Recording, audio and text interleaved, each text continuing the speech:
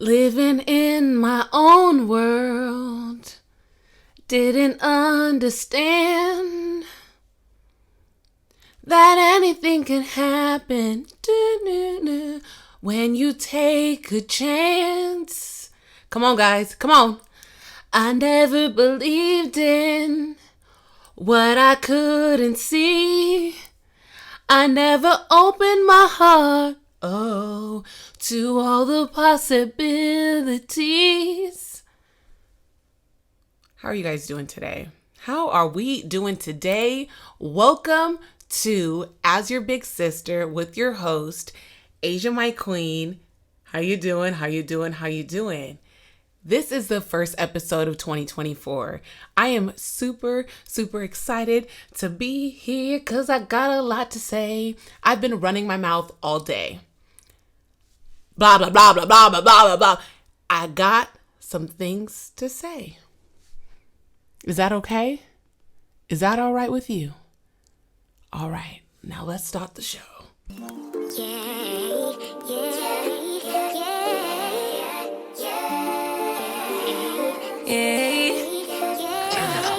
Bad little flex, she wanna know me. I stay low key, all gas, no brakes, baby, let them hoes sleep. Body on 10, make your girl OD. I think 2024 is my leave them behind era. I'm not saving you N-words anymore. And when I say N-words, I mean it with the ER at the end. Because a lot of people, they like to be like, well, you don't just educate us on, just be patient with us. The patience is over. I really do think, Kid Fury said this on the read, I really do think that we get into these conversations, these stupid ass conversations, specifically the one that I was having today about colorism.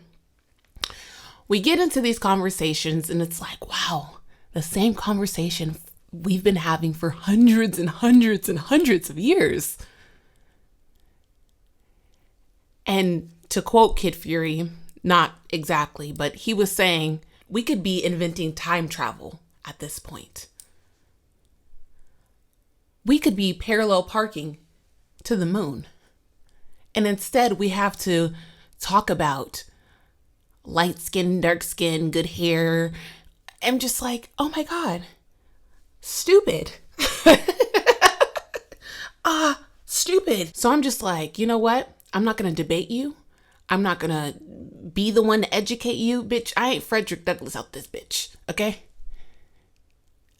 I'm going to leave you behind. I had an argument with my sister a couple of days ago. It had nothing to do with colorism or anything like that. She's not the idiot that I was talking about. But I had an argument with her the other day. And the thing about arguing with my sister is the fact that we are just two different people. So no matter what I say, hers is opposite. No matter what she says, I think the opposite. Like when I tell you guys, my sister and I are night and day, like we couldn't be more opposite human beings. We just couldn't. Love her to death. She loves me to death. I know she does. But we're just different. But the thing, how I am about arguments is you have to say what you mean and mean what you say, okay? So when I say that, I mean, you can't just say anything to me when we're in an argument. You're going to have to mean it. Because if you take it to hell, you are getting cut off. There's no, I was just angry. I was just mad about that. No. To be in my life, I know that we're going to argue. So you're going to have to be able to argue respectfully with me. Let's stay on task. Let's stay on the subject.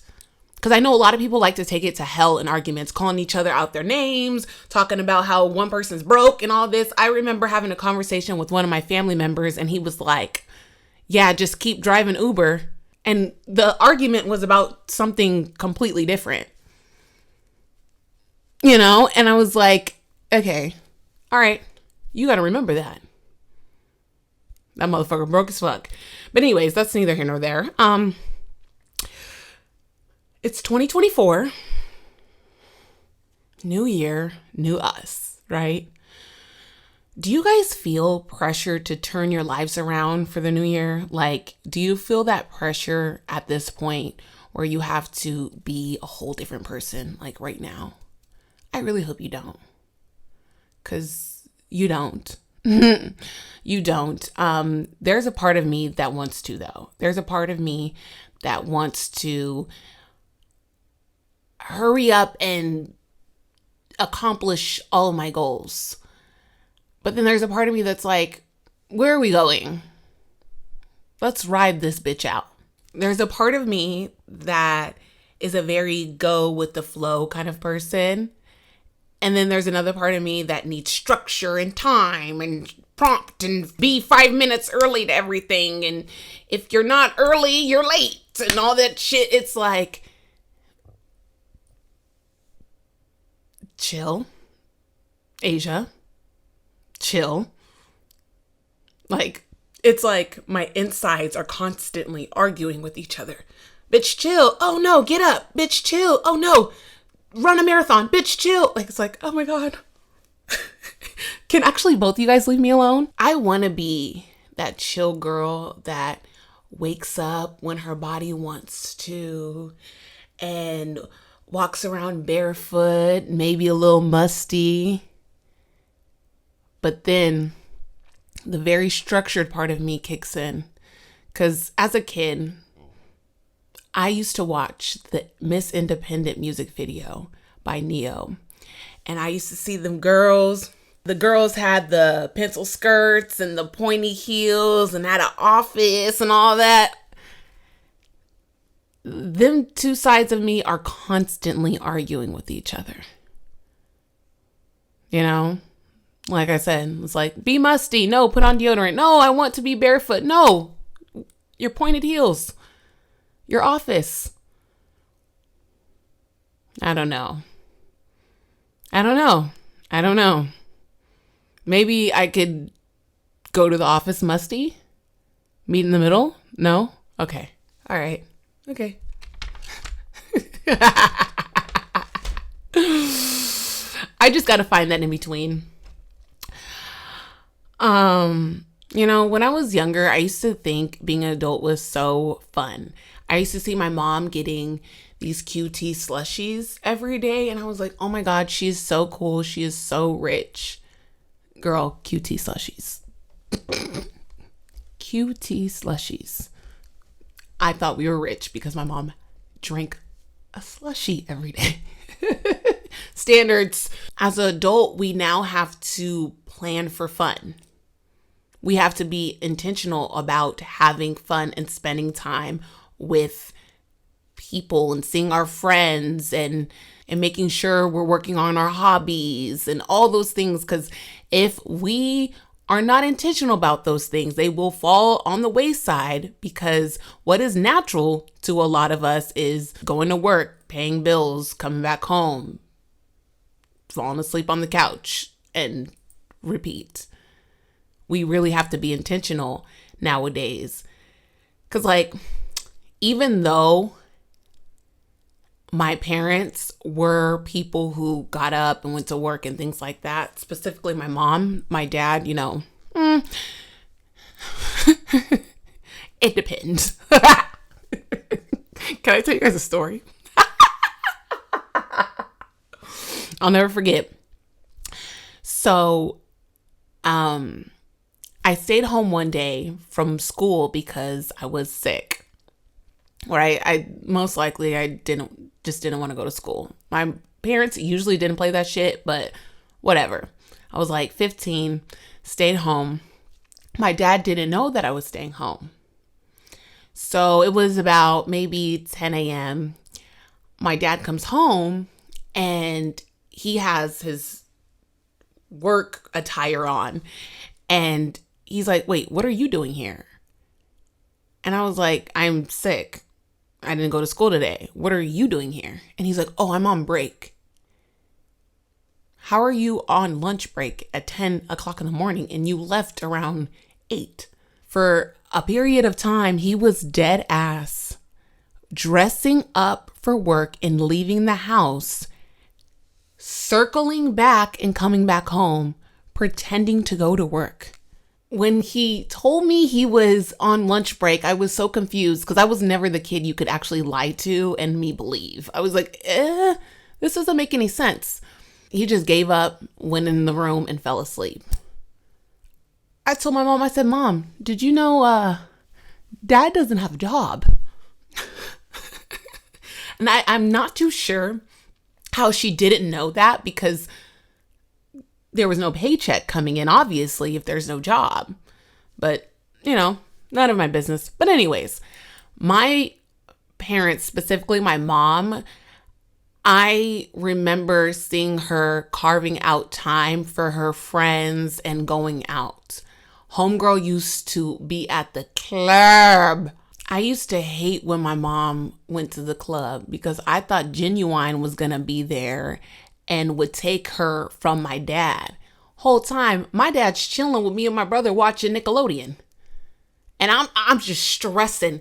And there was one time she sat me down and was like, listen, Asia, like, I have to have fun with my friends. Like, I take care of you every day. I'm here for you.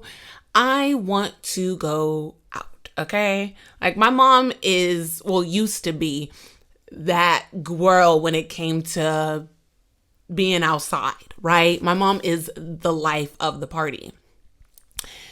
So she was trying to explain to me like, girl, like they need me. They need me at this club.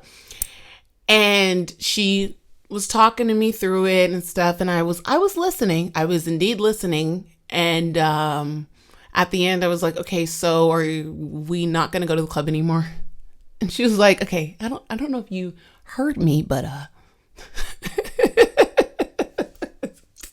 because what she said went in one ear and out the other. I'm going to need you to stay out that club. Because I knew Genuine was finna take my mom away from my dad. Whole time, I found out, Mike Tyson was at the club and had hit on my mom. I was like,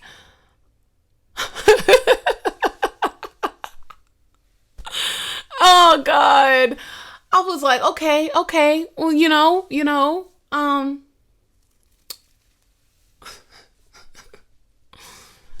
she still came back home. I don't know why. Because I heard Mike Tyson used to be outside in Phoenix. Outside. I was like, wait, what? Mike, that's so random. But back to what I was saying.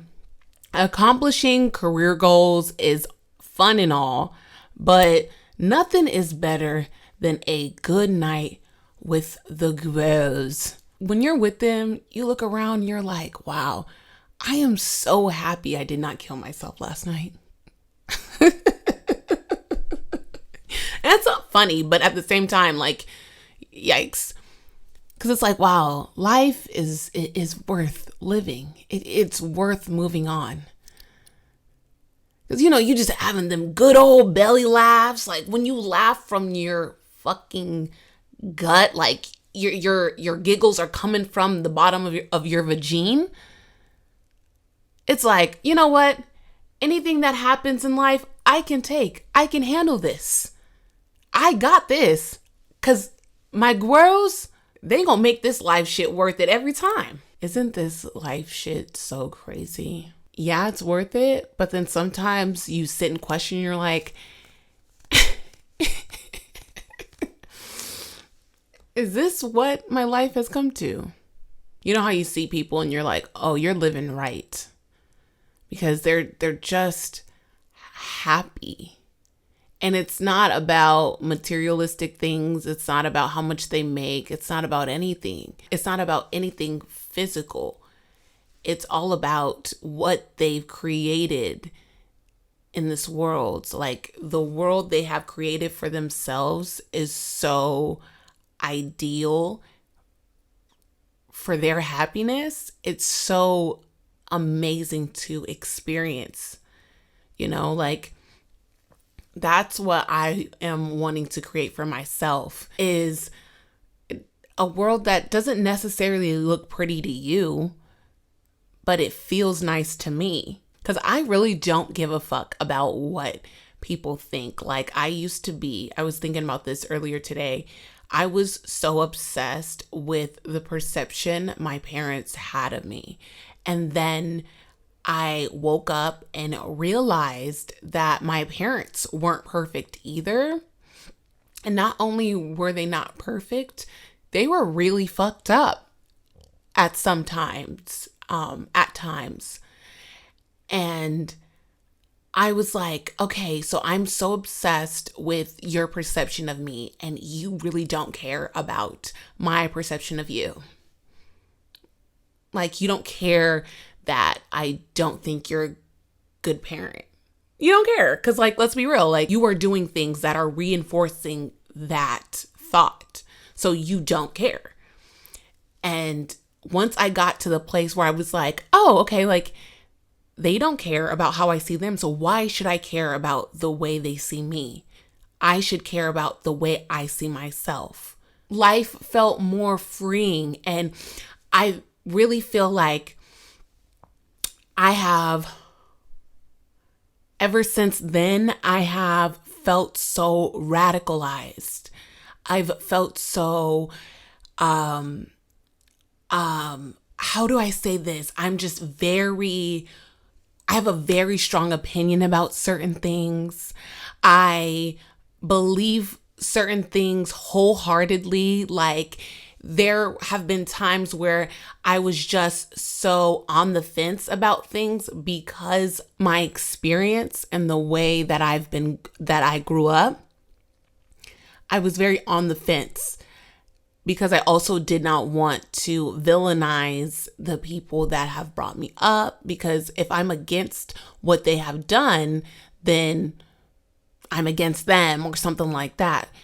And it's just like, if that's what it looks like or sounds like, then that's fine. I don't really care. Now, I don't care. So it's really awesome. And I think my dad specifically really appreciates the fact that I am speaking up and saying, no, this isn't right. Putting your hands on your children is not right. I don't believe that that's right. For a lot of Black people, that is really extreme, which is kind of crazy. Me saying, oh, I don't believe you should knock your kid out is extreme. Isn't that crazy? Isn't that insane? Because I also don't believe that you have to knock your kid out if your kid respects you and if you were a respectable adult. I have now been introduced to so many people that tell me they have never been hit in their life by their parents. And I'm like, wait, so like your parent never slapped you in the face or punched you or anything like that? Like, wait, no. I was like, huh? And then I talked to more and more people, and more and more people were like, wait, what are we talking about? How are you surprised that I've not been punched in the face? And I was like, okay, like this, my experience wasn't right. So as I create my own life and my own happiness and what I want my life to look and feel like, I have let go of my need for my parents' approval. And I'm sure, like, my dad is so anti-system and all that jazz. I'm sure that just makes him so happy of, like, just me being radically myself. My mom, I don't know. I don't know. I can tell you. But But yeah, I really thank you guys for listening to me. I appreciate you guys so much, and I don't know if I express that enough. I think I say this often. I love podcasting. Every time I talk about it, I almost cry because this is a real passion of mine. And sometimes, I look and I'm like, oh, guy, yeah. Is this what I'm supposed to do? Is this my calling? But I believe that I get into that bag because things aren't happening fast enough for me. And it's like, girl, what do you mean? What are you talking about? But I get into that bag because I feel like things aren't happening fast enough for me. And I just have to realize that because this is my passion, I have a specific way to do this, and I have to run long, not short. So you're not just going to be getting content from me that's like splitting the bill so I can go viral, because I can say super extreme things to go viral.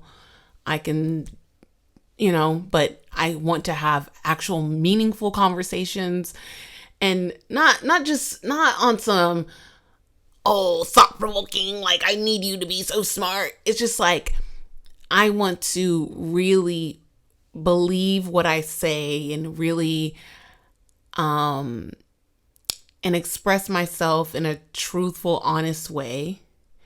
And I just don't believe that those type of conversations are conversations that I really care about, to be honest. I don't give a fuck who takes the bill. I don't care. I don't care about 50-50. I don't care about none of that. I don't care. I don't care. Like, can I be honest with you? Are you ready? I don't think it's a problem when women ask men to marry them. I don't think it's an issue. If this is what you want, why don't you go after what you want? I have those type of beliefs. So it's like, I don't understand that kind of thought process. I don't understand the gender roles. I don't get it. And I don't care for it either. But yeah, I am here for the long run. I am running a marathon. I am wanting to provide you guys with quality shit. Things to talk about, things to think about, things to laugh about. I don't give a fuck about all that other shit, to be honest. Yeah, sometimes I get into my sad girl vibes and think nobody loves me. And I'm just some wounded gap-toothed bitch. But I am loved. My booty's fat. And I make great spaghetti. So to be honest, I ain't got really much to worry about. Thank you guys for listening. Thank you guys for watching me. Don't forget to tell everybody that I'm so beautiful, so kind, so smart.